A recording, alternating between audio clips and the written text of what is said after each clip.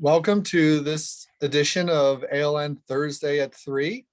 We'll be speaking with Rich Culbertson about the formation of the ALN Gas Utility Asset Leadership Board. But before we talk with Rich, we want to thank our organization, our patron members and our organizational members.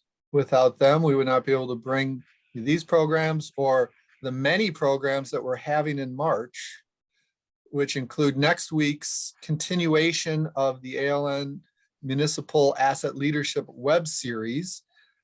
Michelle Walker from the city of Greater Geelong will be in a discussion with Ashay Prabhu, who spoke yesterday, gave a great explanation of why asset management works for government organizations.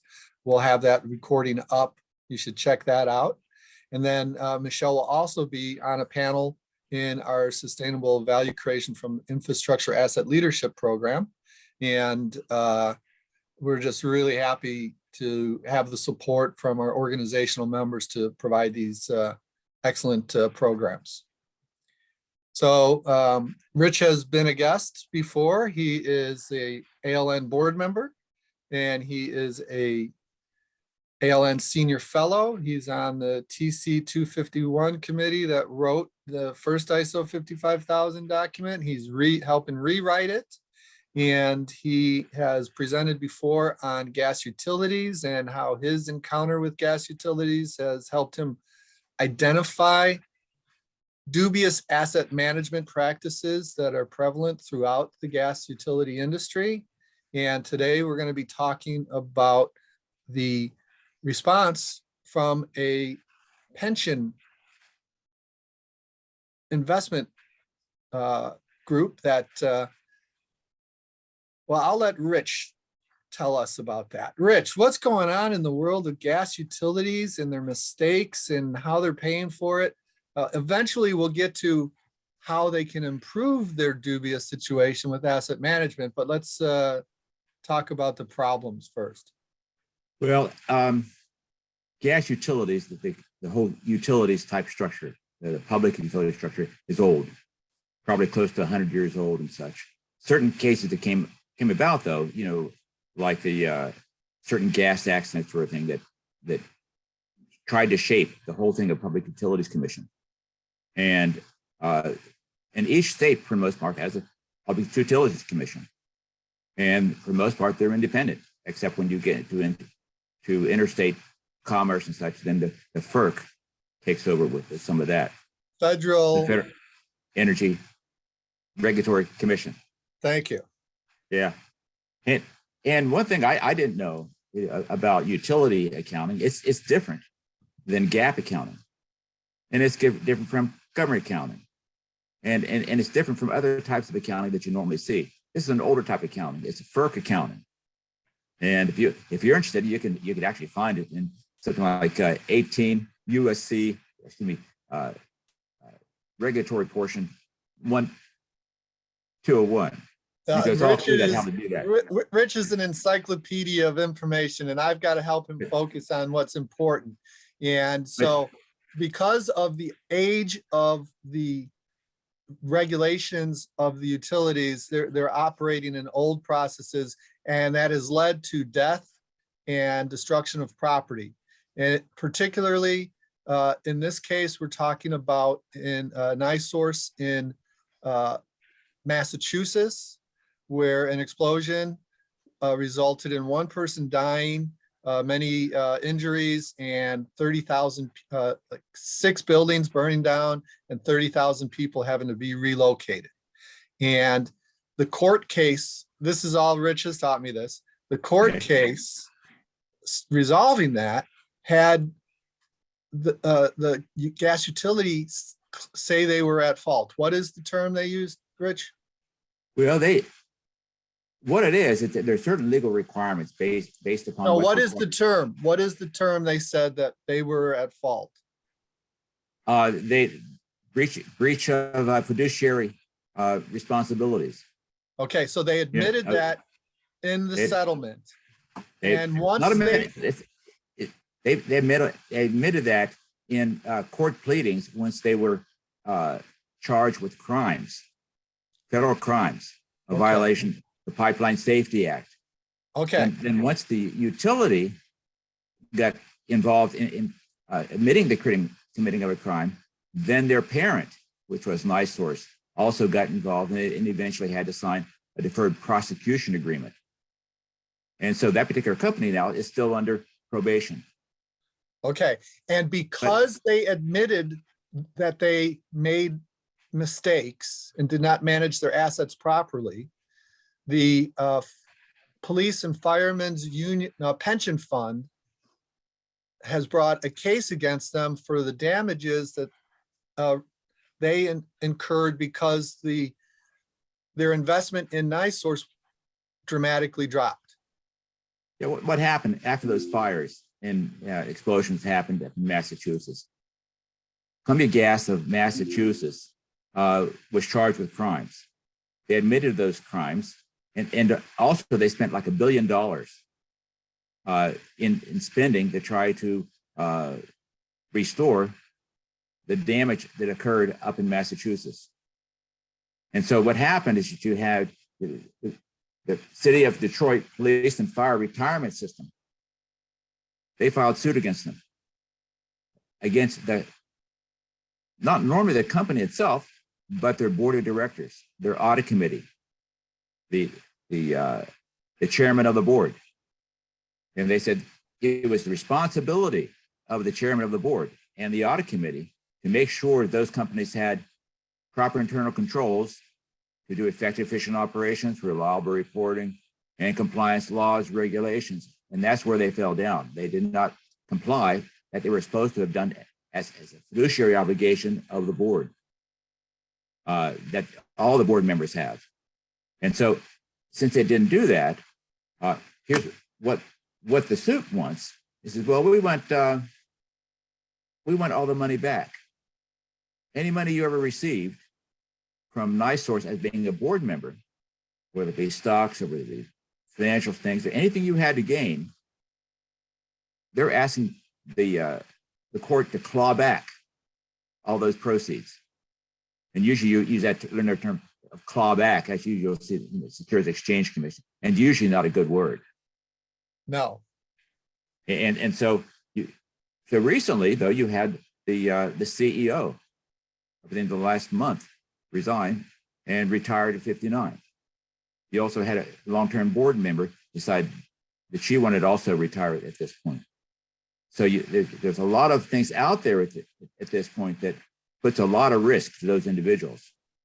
Now, here again, what was in this court case is all alleged at this point. It has not been proven. They may or may not win this case. But the fact is that there's a lot of things out there that it's already public knowledge that a normal person, a reasonable person would say, well, if they've admitted guilt to crimes and signed off that they committed certain crimes, then in fact, what they said is probably true.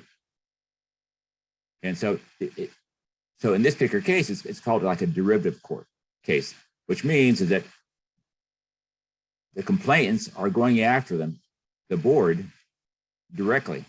And so that's unusual. But the fact is, it's also one of those things of due process of which we have that are options to individuals to make sure that boards can and are accountable for their actions.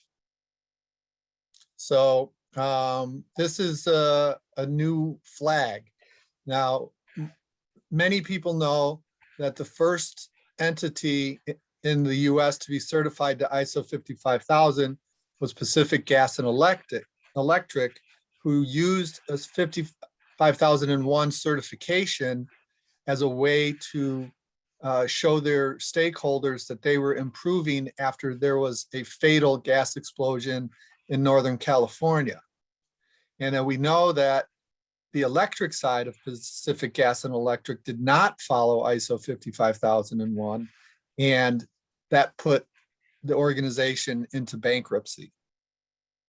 So and it killed like 80 people with some of these fires in Northern California.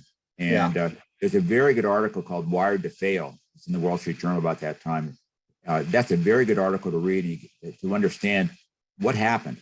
and why one part of the company was successful and not causing that type of destruction after the San Bruno blast in 2010. But now they didn't learn the same lessons. And on the electric side, and again, these also were criminal charges placed against a company. And so we're setting up the ALN Gas Utility Asset Leadership Board to get the message out there so that other gas utilities will start using ISO 55000 instead of by choice, instead of having to be forced to do it. yeah, in some cases, they're forced to do it already. That after the San Bruno,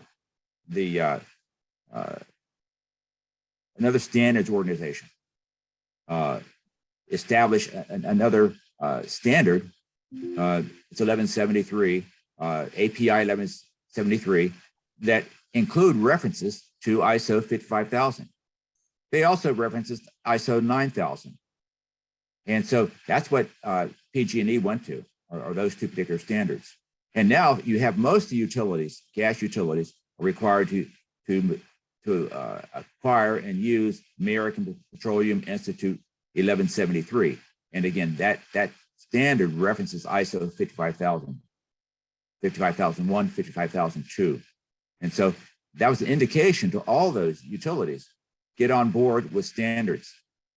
And that includes a whole series of things. And you can look that up also as far as it's a very good standard. But it's also kind of patterned after ISO 55000. Well, excellent. We're fine with that. A structured approach to asset management is what we're promoting. ISO 55000 or anything like it is fine. And here again, your good standard like an ISO 9000, ISO 55000, and also API 1173. That also includes things like audits and conformance to determine whether they in fact are doing the things that they say they're doing or should be doing. And then that third part comes in and gives them recommendations of what they're failing at or not doing or omitting. And then from that, the organization is supposed to take that to heart and basically make amends, change, and improve their processes so they can get better and they can avoid that type of risk that happened up in Massachusetts. And there, as you said, there are plenty of regulations about how to safely operate.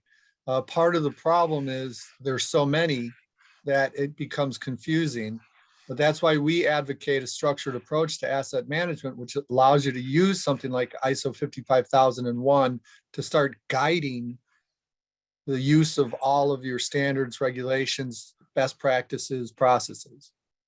Well, what happens with the utility industry? You'll have some will say, well, we're fully regulated.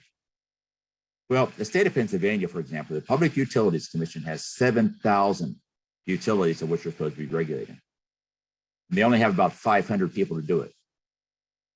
So when you do the math on that, how is that really possible? They would have a full understanding and oversight of 7,000 utilities.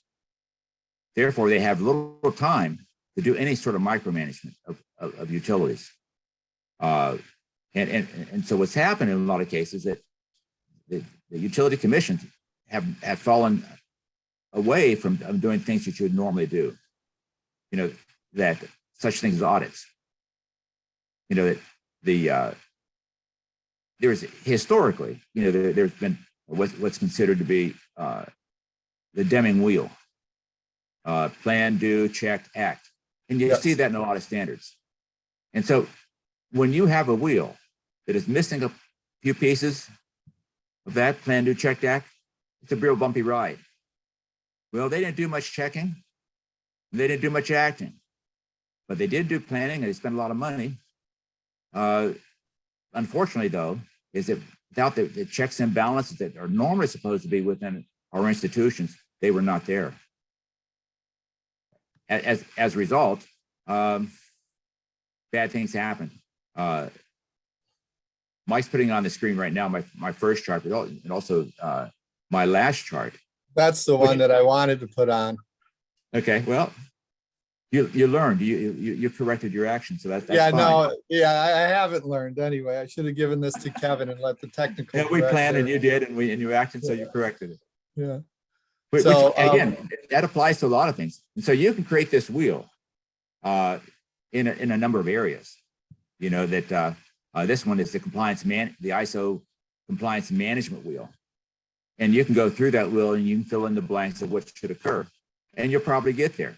And again, that's pretty old stuff. You know, historically, that's what a person does. So- They try to do, they try to plan, they try to see, is it okay? And then they try to improve it. So what you were saying is that the public utility commissions can't audit at the level that they really should. There's, a disruption there. But our message is not about regulation. Our message is about gaining value. And it's Yes. not about meeting the regulations. Meeting the regulations becomes a byproduct of gaining value for your organization and your stakeholders. And I think the ALN Gas Utility Asset Leadership Board should really promote the concept of improving the value. It's not about regulations. Yeah, and it's also one thing I think is it's important. You have your regulations, but you also have internal control, and that internal control, the cost of internal control model is effective, efficient operations, reliable reporting, compliance laws and regulations, and the last portion of that is protection or safeguarding of assets. So here we go, coming again with assets. So you have strings going different directions, which makes the overall fabric much stronger than it would have been otherwise. And so that whole thing of protection of assets, they didn't do a very good job of that. Mm-hmm. And they also didn't do a very good job of compliance regulations that required certain things like audits and such. And so some of the real problem, though, is that when we look at that last thing of check, that has to do with conformance, and also has to do with compliance, and it also has to do to make sure those things are enforced. If you leave out enforcement, sometimes things just don't work as well. Well, companies, organizations, gas utilities can do that enforcement internally. Yeah. Yes, they're supposed to do that internally.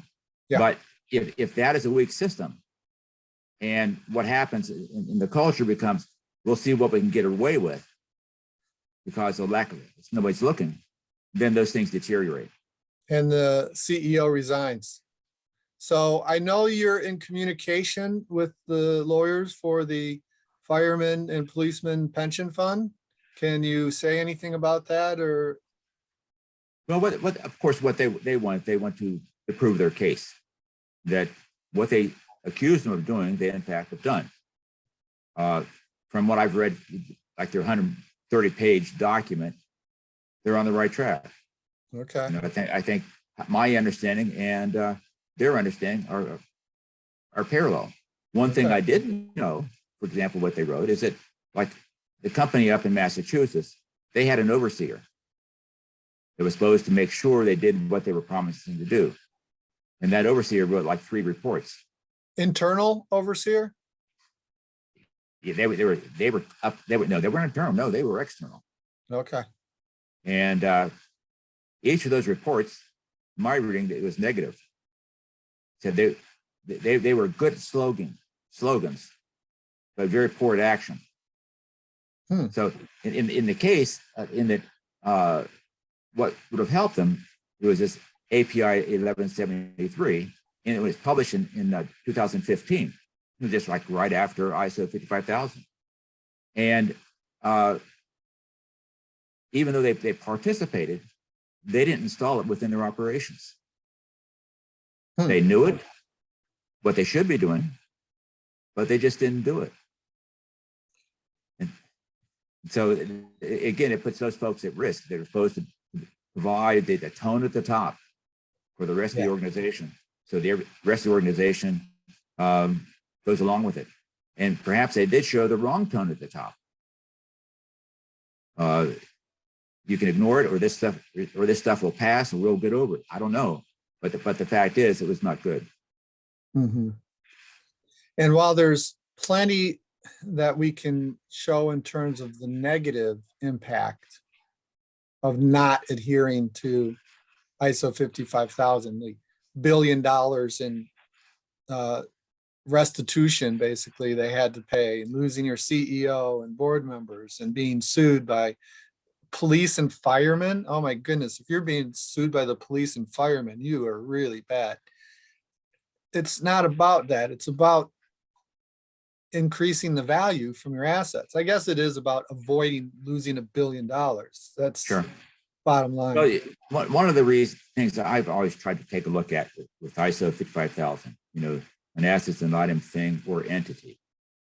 So when I think of entity, I look at the full balance sheet, which would include the loss of equity. Even though it's not, you have two sides of the balance sheet, assets, liabilities, equity. And so that equity portion was not managed well, and they lost a whole lot of equity in their corporation with $1 billion worth of losses. Yeah. And again, that's a major problem for them. One of the things I need to go back a little bit is that utilities, to a large extent, are monopolies. So if you leave a monopoly unchecked, they will act like monopoly. And the way utilities work is different from rather profit-making organizations. These utilities, in a lot of cases, are, like, for example, the gas company. They're really not a gas company. They're a distribution company. They don't make money on gas. They're selling gas.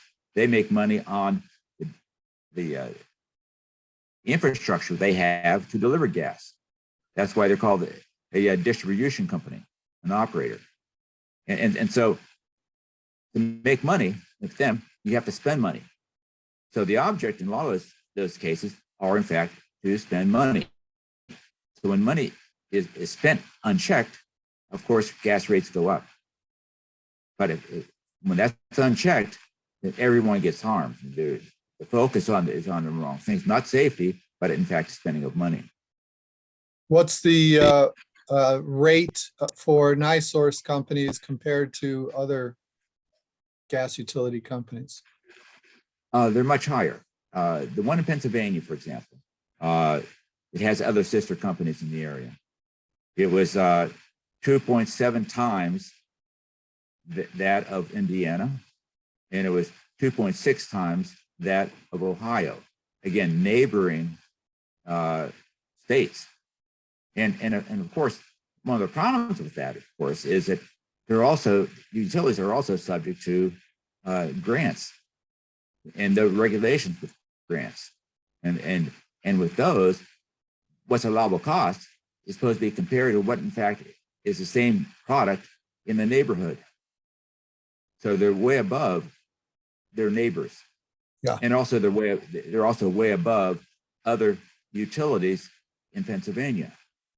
And it shows them way out of sync, as far as their overall expenditure and cost to the customers.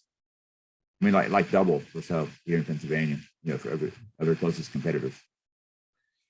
So what you have found out through your personal interaction with your gas company, which was not fair to you, is that there is a nationwide problem with the way gas companies are managing their assets. And the ALN Gas Utility Asset Leadership Board can be a place, a forum for related associations to come together and talk about ways to improve the management of assets by gas utilities. That's right. One of the problems too, that I participated in about 3 or 4 rate cases at this point. And usually when the public utilities, we like to have public input. My particular gas company here has like 436,000 customers. And in one case, I was the only person who showed up to testify. Yeah. Another time, I think that I was 2 of us. Another time, maybe as many as 8, but most of those folks would come in and complain how hard it's going to hurt them. But I learned you need to actually come in with facts, so that what is provided is something of which they have to act upon or should be acting upon, and something that makes or should make the Utilities Commission investigate what's being said at those public hearings. Mhm. And one of the things that should also occur, of course, is that without the lack of knowledge and the lack of participation, then the commission and utilities basically do what they want to do. Because of the lack of The lack participation. of participation. And so the other part of that, of course, the commission also has its own court. The administrative law judges come in.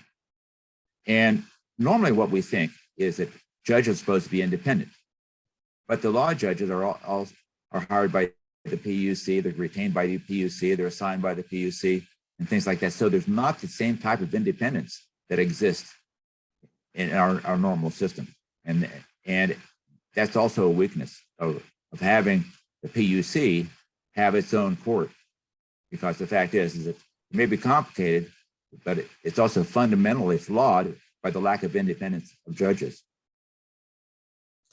So ALN is a little organization, but we're wanting to dramatically transform the huge gas utility industry in the US.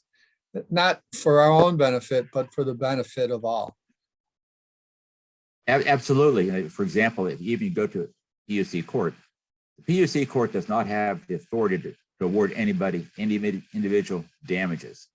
So there's no incentive for an individual to get involved and try to change something, because if they have to represent himself or hire an attorney. In this case, for all my work on this, I'd have millions of dollars of legal costs if I actually had to go out and hire an attorney to do it. Luckily, you are so well versed in standards and how public utilities are supposed to operate that you do not need to hire experts. You are the expert. And thank you for sharing your expertise with us. And we look forward to your leadership of the ALN Gas Utility Asset Leadership Board. And thank you for your time today. Thank you very much. It's a pleasure being here.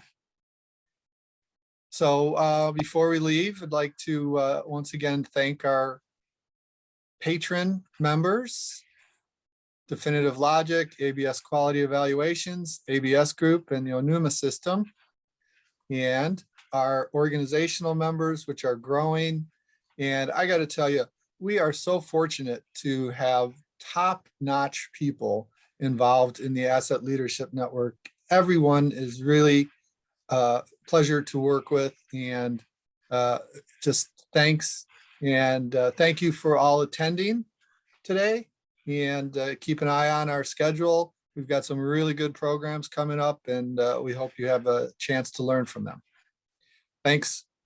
Thanks, Rich. Thank you very much. Bye now.